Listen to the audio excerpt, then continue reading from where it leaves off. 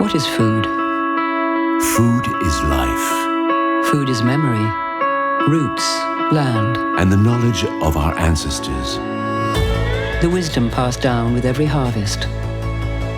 Food is innovation. Food is caring.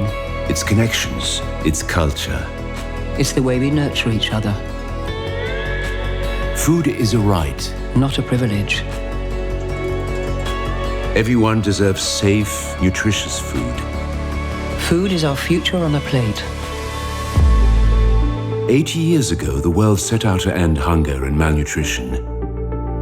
80 years ago, the world made a promise to grow, share, feed communities and live better through food. But today, hunger persists in spite of the best efforts of farmers, Women and men, youth, indigenous peoples. who work with courage and care, This World Food Day, let's walk forward, hand in hand, honoring traditions, cultivating new ideas, engaging in innovation, feeding communities, transforming how we grow, nurturing and harvesting a better future.